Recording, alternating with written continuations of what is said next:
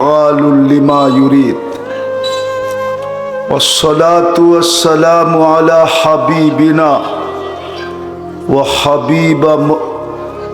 حبيب ربنا مصطفى مجتبى الذي بعثه إلى الجن والإنس بشيرا ونذيرا داعيا إلى الله رحمة للعالمين شفيع المذنبين حريص بالمؤمنين رؤوف رحيم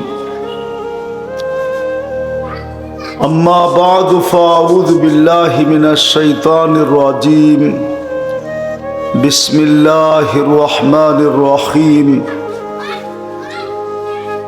ومن زحزح عن النار وأدخل الجنة فقد فاز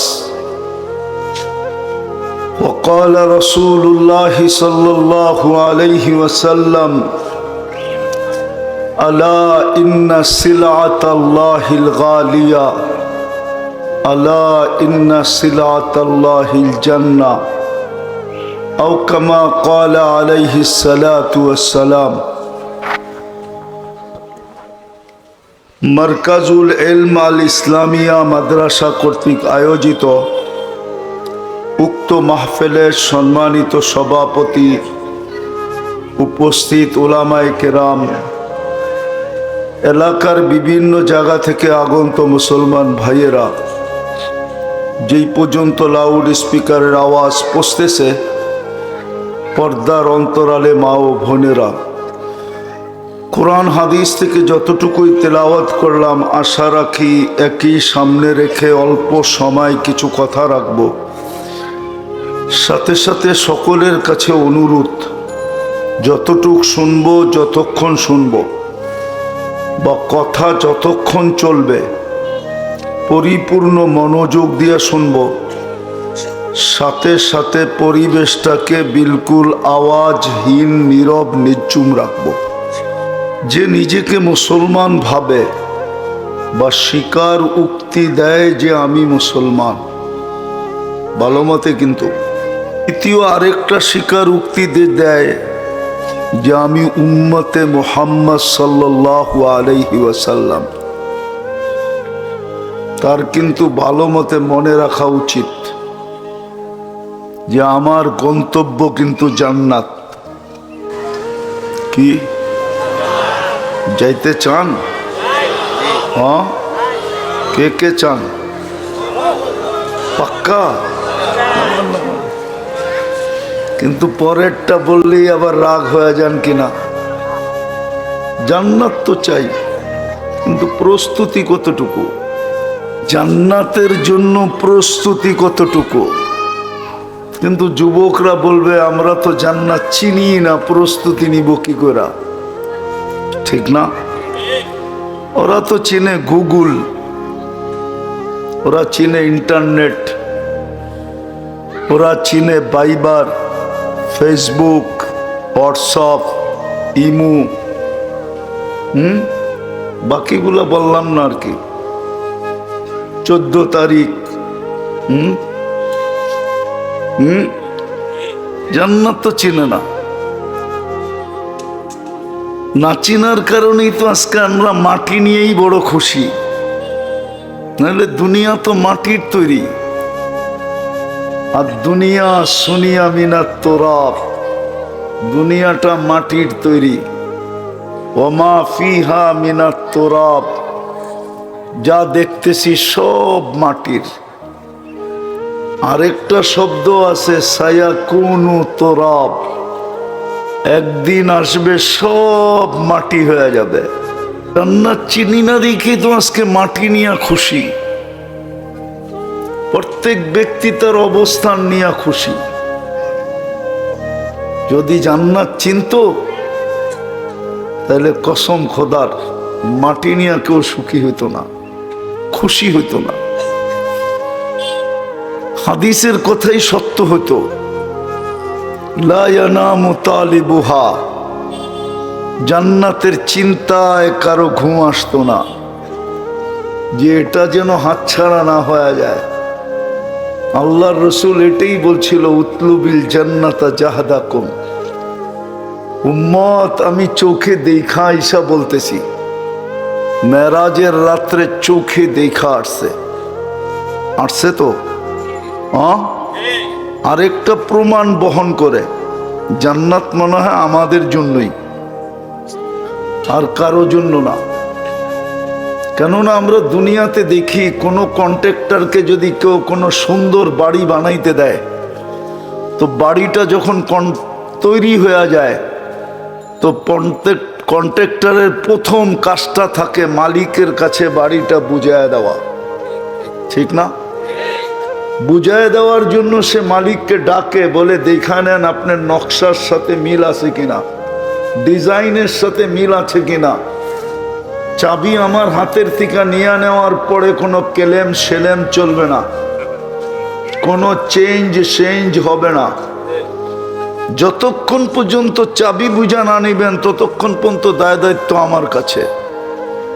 আল্লাহ যেন বন্ধুকে ডাইকা নিয়ে এটাই বুঝাইতে চেয়েছে, জান্নাত আপনার আর উম্মতের জন্য বানাইছি, দেখা নেন ডিজাইন ঠিক আছে কিনা। মনে হয় হুজুররাও বোঝে নাই, একটু ভালো মতে দেখা নেন ডিজাইন ঠিক আছে কিনা, পছন্দ হইলো কিনা।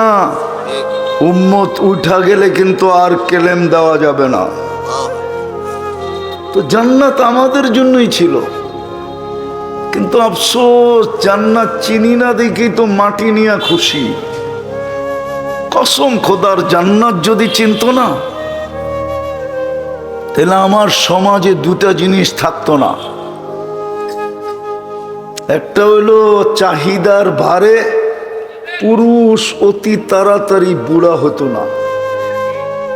পরিবারের চাহিদার ভারে, চাহিদা বোঝেন, চাহিদা, বুড়া হতো না। আরেকটা হইলো অভিযোগের কষ্ট দিলে কোনোদিন লাগতো না। অভিযোগই থাকতো না, দিলে কোত্থেকে লাগবে। আমাদের সমাজে চাহিদা থাকতো না, কেন যুবকও চাহিদা রাখত, সন্তানও মা বাবার কাছে চাহিদা রাখতো না। ও তো জান্নাত চিনে, ও বলতে সব তো জান্নাতেই মিলবে। 60-70 বৎসর না, ঠিক না? 60-70 বৎসর, তারপরেই তো জান্নাত, তারপরেই তো আরাম। তো যে নিজেকে মুসলমান ভাবে, খুব মনোযোগ, কথা লম্বা হবে না, লম্বা কথা এখন মনেও থাকে না, কেননা প্রযুক্তির যুগ চলে আসছে। তো জানি না তুমি কি পড়ো, কি পড়ছো, কি পড়ছো, পড়ালেখা কতটুকু, একে জিজ্ঞেস করতেছি। এইখানে যদি কোনো ভালো কলেজের ছেলেও থাকে, তাইলে ও আমাকে 17-এর নামটা শুনাইতে পারবে না। হ্যাঁ, কেননা ক্যালকুলেটর চলে আসছে না, এখন আর কেউ নামটা মুখস্থ করে না, ঠিক না? 8 দুগুণী 16 আর মুখস্থ করে না, 3 8 24 আর মুখস্থ করে না, 4 8 32 আর মুখস্থ করে না। ও তো 8-এর সাথে সাথে 4 দিয়া গুণ দেয়, 32 হয়ে যায়, ঠিক না? আমাদের ব্রেন প্রযুক্তিতে চলে গেছে, এই জন্য মুখস্থ রাখতে পারে না, এই জন্য কথা লম্বা হবে না, শর্ট। তো আমি যেটা বুঝাইতেছিলাম, যে নিজেকে মুসলমান ভাবে বা স্বীকারোক্তি দেয়, নিজেকে উম্মতে মুহাম্মদী মনে করে, আরেকটা যোগ করি, যে এটাকে বিশ্বাস করে যে মৌতের পরে হিসাব কিতাব আছে, তার গন্তব্য কিন্তু জান্নাত। কিন্তু প্রশ্ন হলো প্রস্তুতি কতটুকু। আমরা তো মাটি নিয়েই সুখী। কোরআন তো এটাই বলে, আরাযীতুম বিল হায়াতিদ দুনিয়া, উম্মতে মুহাম্মাদী, যার জন্য আমি জান্নাত বানাইলাম, তোরা মাটি নিয়ে খুশি হইলি কি করা? এই দুনিয়ার মাটি নিয়ে ফুর্তি করিস কি করা? যাদের জন্য নূর দিয়া কাপড় বানাইলাম, কোনো দর্জি বানাইল না, আমি কুদরত দিয়া বানাইলাম, নূর দিয়া সুতা, নূরের থেকে কাপড়। কুদরত দিয়া বানাইলেন সেট, কুদরত দিয়া বানাইলেন লেহেঙ্গা, যেই লেহেঙ্গার কুচি থাকবে 3 কিলোমিটার ঘেরের। ওই পুরুষ আর ওই নারী দুনিয়ার পোশাক নিয়ে খুশি হলো কি করে? দুনিয়ার পোশাক নিয়ে ঝগড়া করে কি করে? আমাদের ঘরে বেশিরভাগ ঝগড়াই তো ব্র্যান্ডের জিনিস নিয়ে, পছন্দের জিনিস নিয়ে, ঠিক না? সত্য তো? সন্তানের মা বাবার সাথে, স্বামীর স্ত্রীর সাথে, স্ত্রীর স্বামীর সাথে। যার কাপড় আল্লাহ বানাবে কুদরত দিয়া, নূরের থেকে সুতা, সুতার থেকে কাপড়, ওটা শিলাবে কোনো দর্জি না, কুদরত দিয়ে শিলায় পাঠাবে। ডেলি 70 সেট পাঠাবে। জান্নাতের পোশাক ওয়ান ডে ইউজ, 24 ঘন্টা একবার ইউজ করবে, 24 ঘন্টা পরে শেষ, আবার নতুন আসবে। বলবে পুরানগুলা কি আলমারিতে? জান্নাতে ব্যবহৃত কাপড় রাখার কোনো আলমারি নাই, ওটা শেষ, বিলুপ্ত। প্রতিদিন নতুন নতুন ডিজাইন। ডিজাইন কে করবে?